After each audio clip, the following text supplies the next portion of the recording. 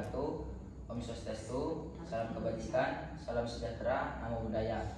Kepada ayah dan bunda yang saya hormati, kepada adik-adik saya yang saya hormati, kepada seluruh peserta pidato yang saya hormati, hadirin yang berbahagia, pertama-tama marilah kita mengucapkan syukur kepada Tuhan Yang Maha Esa karena telah melancarkan kegiatan pidato ini sehingga kita dapat berkumpul dan melakukan acara pidato ini. Ayah, bunda semuanya, apakah kalian sudah tahu apa itu informasi? Menurut kn-solid.co.id, informasi adalah pernyataan, gagasan, atau tanda-tanda yang mendukung atau mengandung nilai-nilai, makna dan pesan baik data maupun fakta. Menurut liputan6.com, informasi adalah elemen penting yang dalam kehidupan modern ini, yaitu informasi yang diproses atau diolah sehingga memiliki nilai dan makna bagi diri sendiri.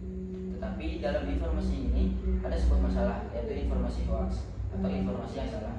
Menurut prokomsendar.lengkap.co.id, informasi hoax adalah fakta yang dipelintir atau direkayasa yang bertujuan lelucon hingga serius. Ayah bunda semuanya, informasi hoax ini digunakan untuk membuat orang lain kebingungan, menguntungkan diri sendiri, dan menutupi informasi yang sebenarnya. Karena adanya dampak buruk yang dapat merugikan orang lain atau orang banyak, negara kita Indonesia membuat peraturan yang berbunyi setiap orang yang menyebarkan informasi dan membuat kerusuhan di masyarakat pada pasal 28 ayat 3 akan dikenakan pidana penjara paling lama 6 tahun dan denda paling banyak 1 miliar, yang dikutip dari hukum online dan kompas.com. Pada pasal 390 KUHP, informasi hoax yang bersifat menguntungkan diri sendiri dipidana penjara paling lama 2 tahun 8 bulan. Pada pasal 311 KUHP, informasi hoax yang bersifat kejahatan pencemaran dikenakan pidana penjara paling lama 4 tahun. Ayah bunda semuanya, ada negara-negara yang paling berkembang dalam hal ini, yaitu Islandia, Denmark, Irlandia, Selandia Baru, Austria, Singapura, Portugal, Slovenia, Jepang, dan Swiss, yang terkutip dari kompas.com dan detik.com. Mengapa negara-negara ini bisa bebas dari informasi hoax? Karena mereka mengetahui dampak buruk dari informasi hoax tersebut, yaitu dapat membuat keresahan masyarakat, kerugian finansial, dan yang paling sering terjadi adalah kericuhan. Tetapi mengapa informasi hoax ini tetap sering terjadi? Karena seseorang yang melakukan informasi hoax atau menyebarkan informasi hoax ini akan mendapatkan keuntungan sebagai orang suruhan, atau mereka ingin menjatuhkan lawan politik mereka atau dalam kutip dendam, dan atau mereka ini ingin mendapatkan perhatian karena dapat menyebarkan informasi yang pertama-tama atau satu-satunya. Nah, ayah bunda semuanya, ada kalangan-kalangan yang menyetujui informasi hoax ini dengan cara menyebarkan informasi hoax. Pada kasus yang pertama dari PT Antam. PT Antam ini menyebarkan informasi seolah-olah adanya 109 ton emas yang adalah emas asli, yang nyatanya 109 ton emas ini ternyata emas yang palsu. Lalu pada kasus yang kedua, ada dari akun TikTok bernama Ahmad Mustafa 6515 yang menyebarkan informasi tentang pecahan uang Indonesia 25.000 yang bergambar Gus Dur, yang pada nyatanya uang tersebut tidak ada. Lalu pada kasus yang ketiga, ada dari food vlogger atau orang yang mereview makanan.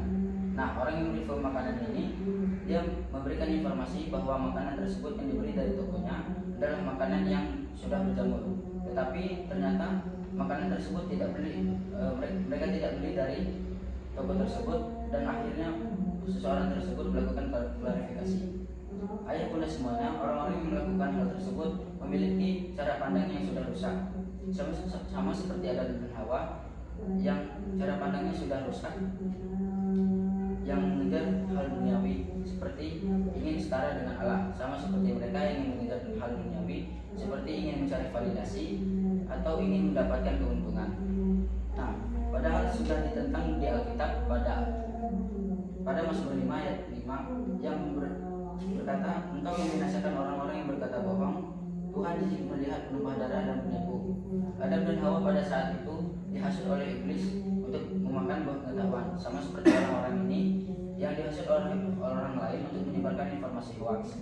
Karena mereka sudah buta akan hal itu, mereka pasti tidak memikirkan apa yang dilakukan olehnya, apa yang disebarkan olehnya, karena mereka tidak tahu mana yang benar, mana yang salah, mana yang baik, mana yang jahat. Nah, ayah bunda semuanya, pada kasus-kasus yang terjadi ini, dalam pandangan Alkitab ada dua hubungan. dalam keteraturan Allah yang ditulis di Alkitab. Topik yang pertama adalah hakikat manusia. Pada awal penciptaan, manusia diciptakan memiliki segambar dengan Allah dan memiliki akal budi untuk berpikir. Seharusnya manusia dapat berpikir dalam menyebarkan informasi, tetapi karena manusia ini masih menggunakan tubuh yang lama dan masih mengejar hal duniawi, informasi yang diberikan atau disebarkan menjadi informasi yang salah. Lalu pada topik yang kedua adalah hakikat dari etika. Manusia pada awal penciptaan diciptakan memiliki etika dan moral.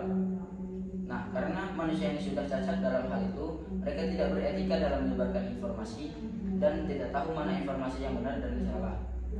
Pada Keluaran 23 ayat 1 yang berbunyi, janganlah engkau menyebarkan kabar bohong, janganlah engkau membantu orang yang bersalah dengan menjadi saksi yang tidak benar.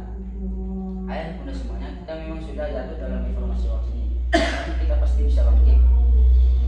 Marilah kita cermat dalam melihat alamat situs agar kita tidak menyebarkan informasi yang salah. Ayo kita cermat dalam melihat institusi yang resmi dan terpercaya. Marilah kita cermat dalam melihat foto dalam informasi tersebut agar kita tidak salah menyebarkan informasi. Ayah bunda semuanya, kita memang sudah jatuh dalam informasi ini atau informasi hoax ini. Tapi jika kita menanamkan jiwa jujur pada diri kita, kita pasti bisa bangkit. Sekian pidato yang dapat saya sampaikan pada kesempatan kali ini. Saya memohon maaf sebesar-besarnya jika ada salah kata atau gerak-gerik saya. Saya berterima kasih kepada ayah dan bunda semuanya karena telah meluangkan waktu untuk bisa mendengarkan pidato saya. Sekali lagi terima kasih.